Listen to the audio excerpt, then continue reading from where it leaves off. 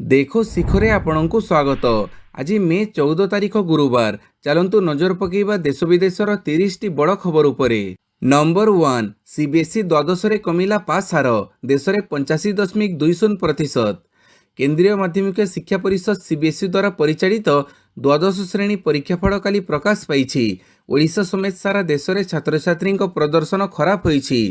2025ରେ ଦେଶରେ ପାସ୍ ହାର 88.39% ରହିଥିବା ବେଳେ ଏଥରକ 85.20% ହୋଇଛି, ଯାହାକି 3.19% କମ୍। ଅନୁରୂପ ଭାବେ ଓଡ଼ିଶାରେ ପାସ୍ ହାର ମାତ୍ର 76.81% ହୋଇଛି। ଶେଷ ଖବର ସୁଦ୍ଧା ବିଜ୍ଞାନ ବିଭାଗରେ ଖୋର୍ଦ୍ଧାସ୍ଥିତ ଆର୍ଯ୍ୟବ୍ରତ ଆନ୍ସିଏଣ୍ଟ ଏକାଡେମୀର ଛାତ୍ର ବିଶ୍ୱରଞ୍ଜନ ଝୁରସିଂ 98.8% ନମ୍ବର ରଖିଥିବା ବେଳେ ହ୍ୟୁମାନିଟିଜ୍ ଓ ବାଣିଜ୍ୟରେ ସାଇ ଇଣ୍ଟରନ୍ୟାସନାଲ ସ୍କୁଲର ତରୁଣ ତପନ ଭୂୟାଁ ଓ ବତ୍ସଳ ଅଗ୍ରୱାଲ ଯଥାକ୍ରମେ 98.8% ନମ୍ବର ରଖି ଆଗରେ ରହିଛନ୍ତି। ନମ୍ବର 2, ଚାଷୀଙ୍କ ପାଇଁ ଖୁସି ଖବର। ଧାନ କ୍ୱିଣ୍ଟାଲ ପିଛା 72 ଟଙ୍କା ବୃଦ୍ଧି କଲେ କେନ୍ଦ୍ର ସରକାର। ଧାନର ଏମ୍ଏସ୍ପି କ୍ୱିଣ୍ଟାଲ ପିଛା 72 ଟଙ୍କା ବୃଦ୍ଧି କଲେ କେନ୍ଦ୍ର ସରକାର। ବୁଧବାର କେନ୍ଦ୍ର ସରକାର 2026-27 ଖରିଫ ଋତୁ ପାଇଁ ଧାନର ସର୍ବନିମ୍ନ ସହାୟକ ମୂଲ୍ୟ ଏମ୍ଏସ୍ପିକୁ ପ୍ରତି କ୍ୱିଣ୍ଟାଲ 72 ଟଙ୍କା ବୃଦ୍ଧି କରିବାକୁ ଅନୁମୋଦନ ହୋଇଛି, ଯାହା ପ୍ରତି କ୍ୱିଣ୍ଟାଲ 2441 ଟଙ୍କାକୁ ବୃଦ୍ଧି କରାଯାଇଛି। ପ୍ରଧାନମନ୍ତ୍ରୀ ନରେନ୍ଦ୍ର ମୋଦିଙ୍କ ଅଧ୍ୟକ୍ଷତାରେ ଅନୁଷ୍ଠିତ ଅର୍ଥନୈତିକ ବ୍ୟାପାର କମିଟି ବୈଠକରେ ଏହି ନିଷ୍ପତ୍ତି ନିଆଯାଇଛି। ସଂଶୋଧିତ ହାର ଅନୁଯାୟୀ ସାଧାରଣ ଗ୍ରେଡ୍ ଧାନର ସର୍ବନିମ୍ନ ସହାୟକ ମୂଲ୍ୟ 2369 ଟଙ୍କାରୁ ବୃଦ୍ଧି କରାଯାଇ 2441 ଟଙ୍କା କରାଯାଇଛି, ଯେତେବେଳେ 2026-27 ଖରିଫ ବିପଣନ ଋତୁ ପାଇଁ ଏ ଗ୍ରେଡ୍ ଧାନର ସର୍ବନିମ୍ନ ସହାୟକ ମୂଲ୍ୟ ସମାନ ପରିମାଣରେ ବୃଦ୍ଧି କରାଯାଇ 2461 ଟଙ୍କା କରାଯାଇଛି, ଯାହା ସାଧାରଣତଃ ସେପ୍ଟେମ୍ବର ଏବଂ ଅକ୍ଟୋବରରେ ଆରମ୍ଭ ହୁଏ। ଗତବର୍ଷ ତୁଳନାରେ ସୂର୍ଯ୍ୟମୁଖୀ ମଞ୍ଜିର ଦର ପ୍ରତି କ୍ୱିଣ୍ଟାଲ ସର୍ବାଧିକ 622 ଟଙ୍କା ବୃଦ୍ଧି କରାଯାଇ 8343 ଟଙ୍କା, କପା ଦର 557 ଟଙ୍କା ବଢ଼ି 8267 ଟଙ୍କା, ନାଇଜର ସିଟ୍ 515 ଟଙ୍କା ବଢ଼ି 10,052 ଟଙ୍କା ଓ ରାଶି ଏମ୍ଏସ୍ପି 500 ଟଙ୍କା ବଢ଼ି କ୍ୱିଣ୍ଟାଲ ପ୍ରତି 10,346 ଟଙ୍କା ହୋଇଛି। ମକାର ଦର 10 ଟଙ୍କା ବଢ଼ି କ୍ୱିଣ୍ଟାଲ ପିଛା 2410 ଟଙ୍କା, କ୍ୱିଣ୍ଟାଲ ହିସାବରେ ହରଡ଼ ଦର 450 ଟଙ୍କା ବଢ଼ି 8,450 ଟଙ୍କା, ମୁଗର 12 ଟଙ୍କା ବଢ଼ି 8,780 ଟଙ୍କା, ବିରି 400 ଟଙ୍କା ବଢ଼ି 8,200 ଟଙ୍କା, ଚିନାବାଦାମ 254 ଟଙ୍କା ବଢ଼ି 7,517 ଟଙ୍କା ଓ ସୋୟାବିନ୍ ଦାମ 380 ଟଙ୍କା ବଢ଼ି 5,708 ଟଙ୍କା ହୋଇଛି। ଏହି ମୂଲ୍ୟ ବୃଦ୍ଧି 2018-19 କେନ୍ଦ୍ରୀୟ ବଜେଟର ଘୋଷଣା ଅନୁଯାୟୀ କରାଯାଇଛି। ନମ୍ବର 3, ସ୍ୱପ୍ନ ହେବ ସୁନା କିଣିବା, ବଢ଼ିଲା ସୀମା ଶୁଳ୍କ। ବଢ଼ିଲା ସୀମା ଶୁଳ୍କ, ଆଜିଠାରୁ ମହଙ୍ଗା ହେଲା ସୁନା ରୂପା। ସୁନା ରୂପା ଏବଂ ଅନ୍ୟାନ୍ୟ ମୂଲ୍ୟବାନ ଧାତୁର ଆମଦାନୀ ଉପରେ ସୀମା ଶୁଳ୍କ 6ରୁ 15%କୁ ବୃଦ୍ଧି କରାଯାଇଛି। ବିଦେଶୀ କ୍ରୟକୁ ନିୟନ୍ତ୍ରଣ କରିବା ପାଇଁ କେନ୍ଦ୍ର ସରକାର ଏପରି ପଦକ୍ଷେପ ନେଇଛନ୍ତି। ସରକାର ସୁନା ରୂପା ଆମଦାନୀ ଉପରେ 10% ମୌଳିକ କଷ୍ଟମ୍ସ ଡ୍ୟୁଟି ଲଗାଇଛନ୍ତି, ଯାହାଫଳରେ ପ୍ରଭାବୀ ଆମଦାନୀ ଶୁଳ୍କ 6%ରୁ ବଢ଼ି 15% ହୋଇଛି। ସରକାର କେବଳ ଆମଦାନୀ ଶୁଳ୍କ ବଢ଼ାଇ ନାହାନ୍ତି, ବରଂ ସୁନା ରୂପା ଆମଦାନୀ ଉପରେ 5% କୃଷି ଭିତ୍ତିଭୂମି ଓ ବିକାଶ ସେସ୍ ମଧ୍ୟ ଲାଗୁ କରିଛନ୍ତି। ସରକାରଙ୍କ ଏହି ନିଷ୍ପତ୍ତିର ପ୍ରଭାବ ସାଧାରଣ ଗ୍ରାହକଙ୍କ ଉପରେ ମଧ୍ୟ ପଡ଼ିବ। ନମ୍ବର 4, 15ରୁ ମୋଦିଙ୍କ ପଞ୍ଚରାଷ୍ଟ୍ରୀୟ ଗସ୍ତ। ପ୍ରଧାନମନ୍ତ୍ରୀ ନରେନ୍ଦ୍ର ମୋଦି ଚଳିତ ମାସ 15ରୁ ପଞ୍ଚରାଷ୍ଟ୍ରୀୟ ଗସ୍ତରେ ଯିବେ ବୋଲି ତାଙ୍କ କାର୍ଯ୍ୟାଳୟ ସୂତ୍ରରୁ ଜଣାପଡ଼ିଛି। ଏହି ରାଷ୍ଟ୍ରଗୁଡ଼ିକ ହେଲା ସଂଯୁକ୍ତ ଆରବ Emirates UAE, Netherlands, Sweden, Norway ଓ ଇଟାଲୀ। ମେ 15ରେ ମୋଦି ପ୍ରଥମେ ୟୁଏଇରେ ପହଞ୍ଚିବେ। ଏହାପରେ ସେ ନେଦରଲ୍ୟାଣ୍ଡସ ଗସ୍ତରେ ଯାଇ ରାଜା ୱିଲିୟମ ଆଲେକ୍ଜାଣ୍ଡାର ଏବଂ ପ୍ରଧାନମନ୍ତ୍ରୀ ରବ୍ ଜେଟେନଙ୍କୁ ଭେଟିବାର କାର୍ଯ୍ୟକ୍ରମ ରହିଛି। ମେ 17ରେ ମୋଦି ସ୍ୱିଡେନ୍ ଯିବେ। 2 ଦିନ ଅବସ୍ଥାନ କାଳରେ ସେ ପ୍ରତିପକ୍ଷ ଉଲଫ୍ କ୍ରିଷ୍ଟର୍ସନଙ୍କ ସହ ବିଭିନ୍ନ ପ୍ରସଙ୍ଗରେ ଆଲୋଚନା କରିବେ। ମେ 18ରେ ମୋଦି ନରୱେ ଗସ୍ତ କରି ସେଠାରେ ଆୟୋଜିତ ହେବାକୁ ଥିବା ତୃତୀୟ ଇଣ୍ଡିଆ ନର୍ଡିକ୍ ସମ୍ମିଳନୀରେ ଅଂଶଗ୍ରହଣ କରିବେ। ଗସ୍ତର ଅନ୍ତିମ ଲଗ୍ନରେ ମୋଦି ଇଟାଲୀ ଯିବେ। ମେ 19 ଓ 20 2 ଦିନ ସେଠାରେ ଅବସ୍ଥାନ କରିବେ। ନମ୍ବର 5, ବଢ଼ିବ ପେଟ୍ରୋଲ ଦାମ, ମିଳିଲା ବଡ଼ ସଂକେତ। ପଶ୍ଚିମ ଏସିଆରେ ଚାଲିଥିବା ସଂଘର୍ଷର ପ୍ରଭାବ ଏବେ ଭାରତର ଅର୍ଥନୀତି ଉପରେ ବିଶେଷ ଭାବରେ ପ୍ରଭାବ ପକାଉଛି। ଯୁଦ୍ଧ ପ୍ରଭାବରେ ସାରା ବିଶ୍ୱରେ ପେଟ୍ରୋଲ ଓ ଡିଜେଲ ଦର ମହଙ୍ଗା ହୋଇଛି। ଏହାରି ମଧ୍ୟରେ ଭାରତୀୟ reserve bank governor Sanjay Malhotra ନିଜର ମତ ଦେଇଛନ୍ତି। ସେ କହିଛନ୍ତି ଯେ ଯଦି ଯୁଦ୍ଧ ଲମ୍ବ ସମୟ ଚାଲିବ ତେବେ ତେଲ ଦର ବଢ଼ିବାକୁ ପଡ଼ିବ। ଦର ବୃଦ୍ଧି ପାଇଁ କେବଳ ସମୟକୁ ଅପେକ୍ଷା ବୋଲି ସେ କହିଛନ୍ତି। ମଧ୍ୟପ୍ରାଚ୍ୟ ଯୁଦ୍ଧ ପାଇଁ ବିଶ୍ୱର ଗୁରୁତ୍ୱପୂର୍ଣ୍ଣ ସାମୁଦ୍ରିକ ପଥ ହର୍ମୁଜ ପ୍ରଣାଳୀରେ ଜାହାଜ ଚଳାଚଳ ସ୍ୱାଭାବିକ ହୋଇପାରୁନାହିଁ। ତାହାର ପ୍ରଭାବରେ କିଛି ମାସ ହେଲାଣି ଅଶୋଧିତ ତେଲ ଦର ବ୍ୟାରେଲ ପିଛା $100ରୁ ଅଧିକ ରହିଛି। ତେଲ କମ୍ପାନୀଗୁଡ଼ିକୁ ଅଧିକ ଦାମ ଦେଇ ତେଲ କିଣିବାକୁ ପଡ଼ୁଛି। ନମ୍ବର 6, ଖୁବ୍ ଶୀଘ୍ର ଚାଲିବ ପୁରୀ କୋରାପୁଟ ନୂଆ ଏକ୍ସପ୍ରେସ୍। कोरापुटवासी खुशी खबर यातायात सुगम हेब ट्रेन खूब शीघ्र चलिब पुरी कोरापुट नुआ एक्सप्रेस एने सूचना देले सीएमओ सप्ताह 3 दिन चलिबा नहीं जमापड़ी। यह ट्रेन टी पुरी संबलपुर दे कोरापुट जीव पुरी सोमवार गुरुवार और शनिवार दिन ट्रेन छाड़िब कोरापुटरू मंगलवार शुक्रवार और रविवार बाहर यह यात्रा पथरे मोट 19टी स्टपेज रहिबा नहीं सूचना मिली। नंबर 7 नीट यूजी प्रश्नपत्र लीक घटना 5 गिरफ। नीट यूजी 2026 परीक्षा रे अनियमितता और पेपर लीक घटना रे केंद्रीय तदंत ब्यूरो 5 जन को गिरफ करिछि। घटना रे संपृक्त रहिथिबा व्यक्ति को गिरफ करिबा लागि विभिन्न स्थान रे चढ़ऊ जारी रखिछि सीबीआई। चढ़ऊ समय मोबाइल फोन समेत आपराधिक सामग्री एवं इलेक्ट्रोनिक उपकरण जबत करिछि। तदंत समय मिलिथिबा सुराग को आधार करी अधिक संधान जारी रखिछि सीबीआई। एही चेर आंतराज्य को व्यापिथिबा लिंक रहिथिबा सीबीआई सुराग पाइछि। जयपुर 3 जन गुरुग्राम जड़े और नासिंग जड़े चलित वर्षर नीट यूजी प्रश्नपत्र गुरुग्राम रे जड़े डाक्तर ठारू 30 लाख टंका किनिथिले। मे 3 रे परीक्षा हेबाकु थिबा बेले एप्रिल 26 रे सेमानकु मिलिथिला प्रश्नपत्र। नंबर 8 मे 20 रे राज्य रे समस्त औषध दुकान बंद। राज्य में ऑनलाइन औषध बिक्री को विरोध। ऑनलाइन औषध बिक्री को विरोध करी आसंता मे 20 तारिख में बंद डाकरा देइछि Utkal chemist and druggist association. May 20 तारिख में राज्य में समस्त औषध दुकान बंद रखा नहीं एसोसिएशन पक्षर निष्पत्ति होइछि। ऑनलाइन रे औषध बिक्री समेत 3 दाबी नहीं यही बंद डाकरा। ऑनलाइन रे बिक्री रे रिहाती मिलुछि हेले औषध रे गुणवत्ता को अणदेखा करा जाउछि बोली Utkal chemist and druggist association अभियोग करिछि। नंबर 9 जून 21 रे ओटीटी। ओडिशा माध्यमिक शिक्षा परिषद द्वारा परिचालित ओडिशा शिक्षक योग्यता टेस्ट ओटीटी जून 21 तारिख में अनुष्ठित हेबो। प्रथमे पेपर 1 सकाळ 9 ରୁ 11:30 एवं पेपर 2 परीक्षा अपराह्न 2 ରୁ 4:30 पर्यंत हेबो। जून 9 ରୁ बोर्ड वेबसाइट www.bscodisha.nic.in रे एडमिट कार्ड उपलब्ध रहिबो। आसई माने सेठारु डाउनलोड करिबा नै बोर्ड पक्षरु मंगलवार विज्ञप्ति जारी करा जाइछि। नंबर 10 सुप्रीमकोर्ट रे पहुंचिला नीट मामला। Federation of all India medical association FAIMA supreme court रे एक पिटिशन दायर करिछि जोथिरे नीट यूजी 2026 परिचालन रे जातीय परीक्षा एजेंसी NTA व्यवस्थित विफलता अभियोग करा जाइछि। आईनजीवी तन्वी दुबे कहिसंती पेपर लीक मामला पर यही पिटिशन दायर करा जाइछि। हमर मुख्य दाबी होछि जातीय परीक्षा एजेंसी NTA को भांगी एक स्वायत्त एवं अधिक दायित्ववान संस्था द्वारा बदला जाऊ। आमे एहा मध्ये कहिछु जे एपरी घटना बारंबार घटुछि। नंबर 11 परलोक रे पूर्वतन विधायक अयूब खान। परलोक रे वरिष्ठ बीजेडी नेता तथा पूर्वतन विधायक अयूब खान काली सकाळे शिवाजीनगर बासभवन रे हृदघात रे तांकर देहांत होईछि। मृत्यु बेड़को तांको 78 वर्ष बयस होइथिला। अयूब खान 1997 मसीह कंटाबांजी विज्ञापित अंचल परिषद रे नगरपाल भावे राजनैतिक जीवन आरंभ करथिले। 2004 मसीह 2009 मसीह पर्यंत कंटाबांजी निर्वाचन मंडली को स्वाधीन प्रार्थी भावे विधायक निर्वाचित हेबा परे पुनर्बार 2014 ରୁ 2019 बीजेडी टिकट रे विधानसभा को निर्वाचित होइथिले। अयूब खान ओडिशा हज कमिटी अध्यक्ष वाकफ बोर्ड अध्यक्ष बीजेडी दलर अनेक पदपदवी रे रही आसिछंती। तांको वियोग रे समग्र अंचल रे शोकर छाया खेली जाइछि। नंबर 12 संकट मध्य भरोसा देला रूस। ईरान एवं अमेरिका मध्य जारी संघर्ष मध्य देश में इंधन संकट जारी रही। परिस्थिति एपरी होइछि जे प्रधानमंत्री नरेंद्र मोदी मध्य देशवासी को इंधन बंचाइबा अपील करने को पड़ी। सेहीपरि गृहमंत्री प्रतिरक्षा मंत्री समेत अनेक राज्यर मुख्यमंत्री माने मध्य निजर कारकेट गाड़ी संख्या ह्रास करिसंती। तेबे एभली संकट मध्य भारत को निजर बंधु राष्ट्र रूस तरफरु भरोसा मिली। भारत को तेल जोगाइबा जारी रहिबो बोली रूस कहिछि। नंबर 13 कमिला मुख्यमंत्री कारकेट गाड़ी संख्या। बुधवार प्रधानमंत्री नरेंद्र मोदी देशवासी को विभिन्न खर्च काट विशेषकर पेट्रोल व्यवहार कम करने को आह्वान देइछंती। एही आह्वान को स्वागत करिसंती मुख्यमंत्री मोहन चरण माझी। से प्रधानमंत्री आह्वान को सम्मान देई कारकेट अधा कले निजर व्यक्तिगत सुरक्षा पाई जाउथबा गाड़ी गुड़ी को कम करी अधा करी देइछंती। अधिक मात्रा रे पब्लिक ट्रांसपोर्ट व्यवहार पाई राज्यवासी को निवेदन करिसंती।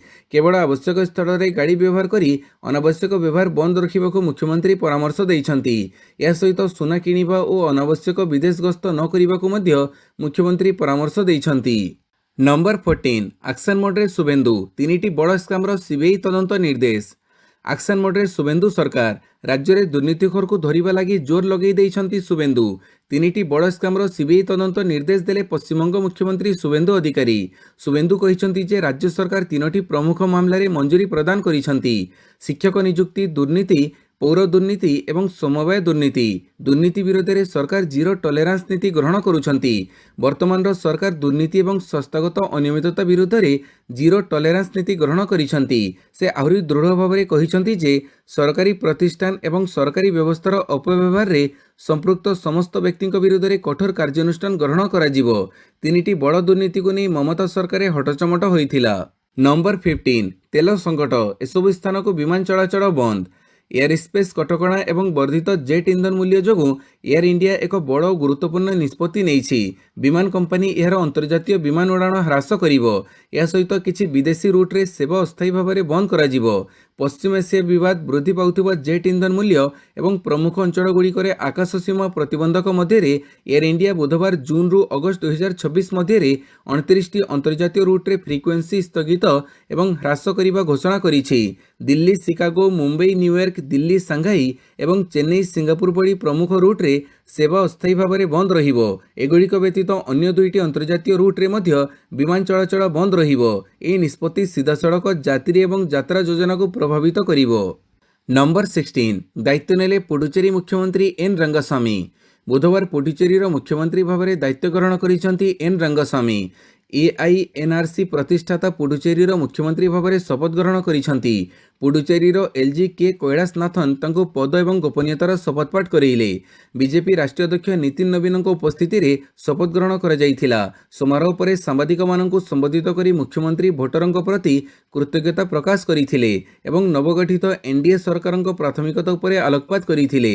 ଜନତାଙ୍କ କଲ୍ୟାଣ ପାଇଁ ସମସ୍ତ ଆବଶ୍ୟକୀୟ ଯୋଜନାକୁ ଆହୁରି ପ୍ରଭାବଶାଳୀ ଭାବରେ କାର୍ଯ୍ୟକାରୀ କରିବା ଆମ ସରକାରଙ୍କ କର୍ତ୍ତବ୍ୟ। ଆମେ ନିଶ୍ଚିତ ଭାବରେ ଏହି ଦାୟିତ୍ୱକୁ ଉତ୍କର୍ଷତାର ସହ ପାଳନ କରିବୁ, ସେ ଦୃଢ଼ୋକ୍ତି ପ୍ରକାଶ କରିଥିଲେ।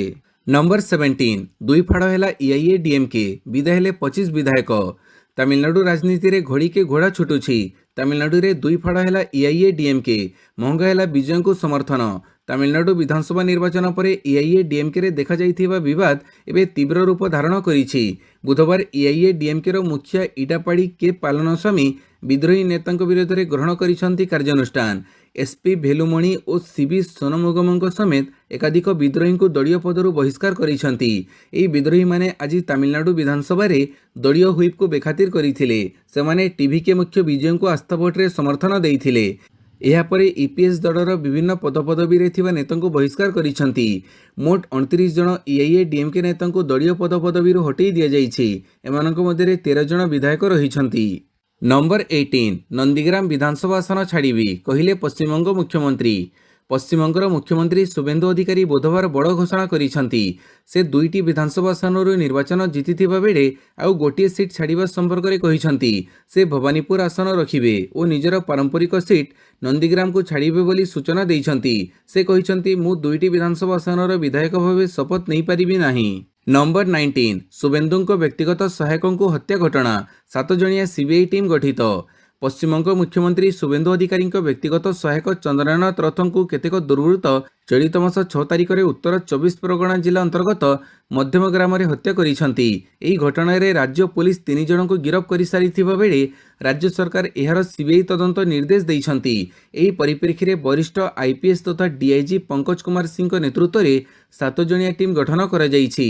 ସିବିଆଇ ଟିମ୍ ମଙ୍ଗଳବାର କୋଲକାତାରେ ପହଞ୍ଚି ଏକ ସାନି ମାମଲା ଦାୟର କରିଥିବା ବେଳେ ପଶ୍ଚିମବଙ୍ଗ ପୋଲିସ ନିକଟରୁ ଆବଶ୍ୟକ କାଗଜପତ୍ର ସଂଗ୍ରହ କରିଥିବା ଜଣାପଡ଼ିଛି। ସିବିଆଇର ବିଭିନ୍ନ ୟୁନିଟ୍ରୁ ବଛା ବଛା ଅଧିକାରୀଙ୍କୁ ଟିମ୍ରେ ସାମିଲ କରାଯାଇଛି। ନମ୍ବର 21 ଆସାମରେ ଲାଗୁ ହେବ ୟୁସିସି, ଛାନିଆ ଅନୁପ୍ରବେଶକାରୀ। ଅନୁପ୍ରବେଶକାରୀଙ୍କ ବିରୋଧରେ ବଡ଼ ନିଷ୍ପତ୍ତି ନେଇଛନ୍ତି ଆସାମ ସରକାର। ଆସାମରେ ଲାଗୁ ହେବ ୟୁସିସି। ବୁଧବାର ଏନେଇ ପ୍ରଥମ କ୍ୟାବିନେଟ୍ରେ ହୋଇଛି ବଡ଼ ନିଷ୍ପତ୍ତି। ଆସାମରେ ତୃତୀୟ ଥର ପାଇଁ କ୍ଷମତାକୁ ଆସିଛି ବିଜେପି।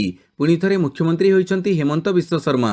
ଦାୟିତ୍ୱ ନେବାର 24 ଘଣ୍ଟା ଭିତରେ ବଡ଼ ଘୋଷଣା କରିଛନ୍ତି ସିଏମ୍ ବିଶ୍ବ ଶର୍ମା। ମେ 26 ତାରିଖରେ ବିଧାନସଭା ଅଧିବେଶନର ଶେଷ କାର୍ଯ୍ୟ ଦିବସ। ସେଦିନ ୟୁସିସି ବିଲ୍ ଉପସ୍ଥାପନ ହେବ। ସଂଖ୍ୟା ଦୃଷ୍ଟିରୁ ବିଜେପି ପାଖରେ ବହୁମତରୁ ବହୁ ସିଟ୍ ଅଧିକ ରହିଛି। ତେଣୁ ୟୁସିସି ବିଲ୍ ପାସ୍ ହେବାର କୌଣସି ଅସୁବିଧା ନାହିଁ।